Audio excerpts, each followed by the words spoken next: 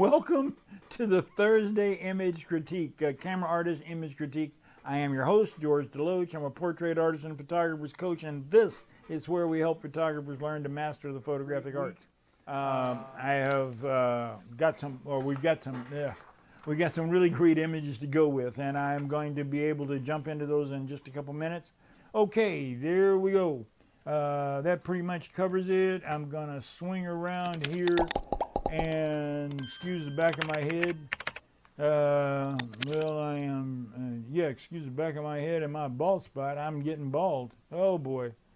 Let's see here. We want to jump into the images, and let's give you the first one. We are up on number 1, and the first one is Lee McDonald. Very good, Lee. You mentioned that you have to get the light up underneath the brim of the hat. You were demonstrating that. That's very cool and accurate. Now, I believe that everyone who has submitted images today has done a superior job. All of these images are way above what is ordinarily being turned out in our industry. But that's what I expect from Camera Artists Guild and from people who are here in the Guild.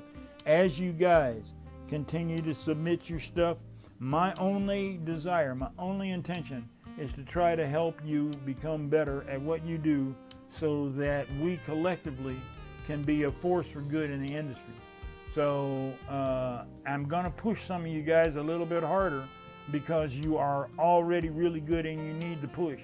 And I am still looking for people to continue to critique my work and push me, because I know that there's always higher that we can go. Now, back to you, Lee. A couple of things. One of the techniques that you can use, and it's always difficult getting underneath the brim of that hat. When you're working with hats, there are a couple of things. One, you can raise the chin just a little bit. It'll bring a little more light under the hat. Now, you've gotten underneath there with the lighting system. Or you can raise the brim of the hat just a little bit, or you can lower the camera angle just a little bit. Each one of those is a way that will help get a little more under the hat. Now, you can also use a reflector that will not do away with the shadow under the hat, but will decrease the shadow density. It'll make the shadow less dense, and then you use your light, your key light as a pattern, and your reflector to decrease the density. Another thing, you are just dead on bullseye center, and it kind of works a little bit with the two banks coming together, but I think that you could consider the placement of the horizon a little bit, this area back here in the back. Get it up off of just directly intersecting through the face and neck area, or through the chest and neck area, and raise him a little higher on that horizon. And I think it would add just a little bit to the image. And then finally, your light balance between the artificial light and the available light. They're almost the same, so it kind of gives us a flat look to it rather than a little more model light. And I would wonder, now you would look from your setup, you were using a 7-inch reflector off of your light, which is really gonna like spread the light out and give it a broad specular light source. You may wanna try with the same shot there, running a snoot that would narrow the light down a little bit, get all the light off the chest and just focus it in on the face. That I think would help out a little bit, and toning down the light just a little bit so that it takes over.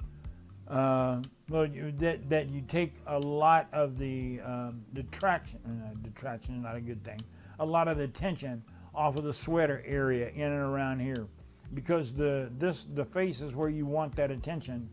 And right now, with the lighting being the same on the face and on the torso, you tend this broad strip right here, a bright light, a bright color, really kind of draws your attention away from the face. So there's a couple of things to think about, but good work. I really like it. Thank you. Okay, next one, Keith Davis. Interesting photograph. Now, there's somebody that mentioned already in the comments about moving the train of the garment over just a little bit to cover this plate that's in the ground. You could either do that or you could remove it with your patch tool if you can be very careful with it. The other thing that I would do would be to change your depth of field on this a little bit, go to a wider aperture, and cause your background here to go a little bit more out of focus. This one lady right here walking away, kind of wait for her to get out of the scene. They won't mind kissing each other. They're newlyweds, so you can keep them kissing, or you can have them break for a second and kiss again, but just pay attention to your background. And by throwing it out of focus with shallow depth of field, that will help out a lot. So I don't know what focal length lens you were using, but I would maybe try to run up to 85 or even a 105 and then move back a longer distance. Now, the reason for picking either an 85 or 105 is that it will have a shallower depth of field just because the focal length is above 50 millimeter. So run it around 3.5, somewhere in that area, and this area will all go, will all disappear, or not disappear, but you will separate the mid-ground where your subject is, your subject from the background. Very good, Keith. Okay, we have Jerome Hart. Very good, Jerome. Interesting photograph. A couple of things.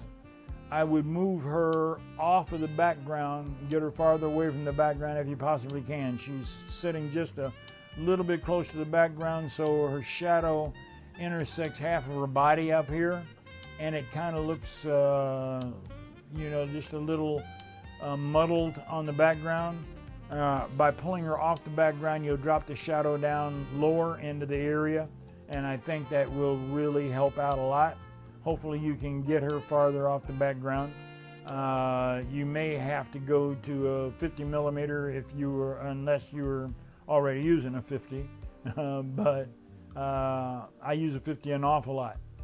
Secondly, I think that you could possibly consider going to a short light pattern rather than a broad.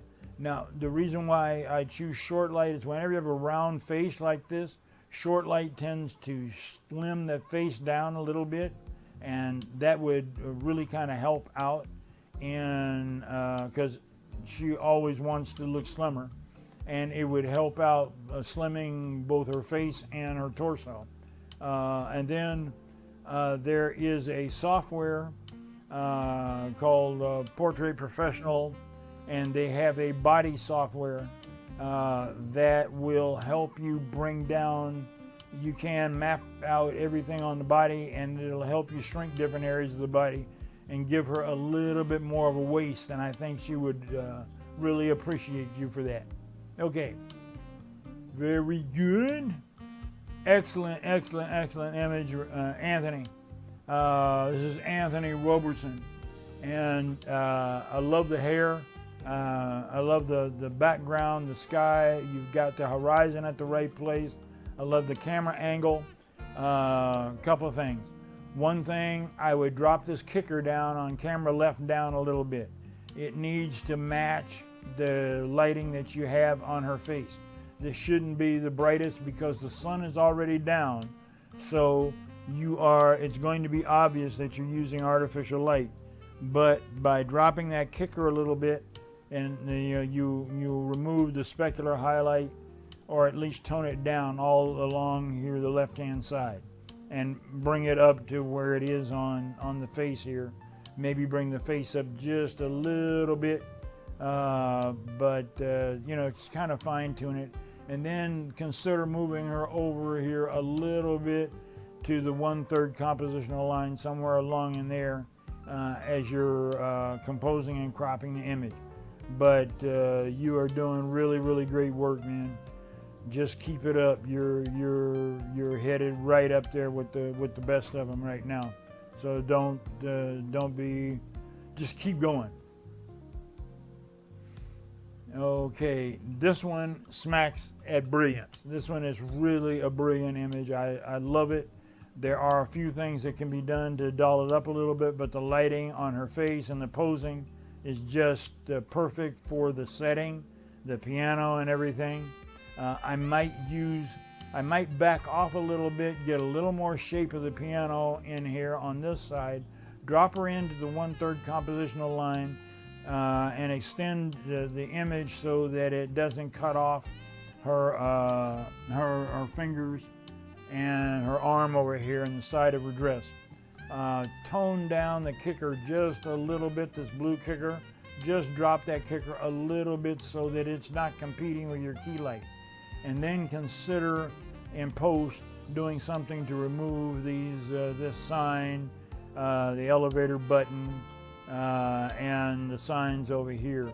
And this would be just really, really, really stunning. It is still really stunning.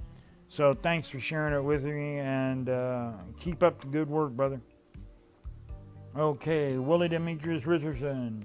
Another great photograph, Willie. I appreciate it. Now, I want to say this. I've already said it before. Say it again. All of you guys are outstanding, and I want you to know how proud I am of the quality of work that you're doing, and I want you to keep that work up.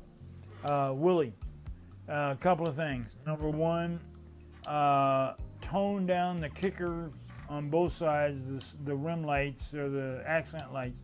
Tone them down a little bit so that they don't overpower the key light, the main light right here. Your lighting right here is really cool, and I want to see it. And I want to, but I don't want to see. The purpose of that kicker is to separate her from the background. So drop that kicker down a little bit.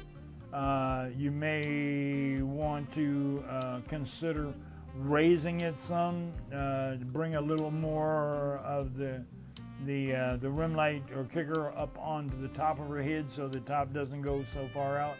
But your lighting in here is really spot on. Everything else is exactly the way it's supposed to be. So great image. Okay, that does it for this week. And we will get back to the camera and come back around the front side of the camera, I hope. And there we are, and we are going to hope that this one's okay. This is the second time I've been through this broadcast. I hope that this one's going out. If not, my voice is done for today. I'm not gonna go anymore, but I hope it is. If you are watching this on YouTube, do me a favor, hit that like button right there. It really helps out with the algorithm. Go ahead and subscribe. I'll be glad to, or hit the bell button and be notified when I post another video. I post this broadcast every week on the YouTube channel and on the other various Facebook channels. Be sure to comment, and if you want to be part of Camera Artist Group, where you can directly submit your images, come on over to Camera Artist Group on Facebook Live, Camera Artist Guild Group, and join the group. Ask to join the group. Ask you a couple of questions and bring you directly into the group, and then you can post your image, or you post a message and attach your image, and it'll show up in the feed, and then I'll post that image, and then we'll critique it. I'll pick 5 images a week and critique it. Okay, everybody, I hope that the stuff for recession improving your business will help you a little bit. Stay lean and continue to turn out good work, and I will see you again next week. Take it easy, everybody.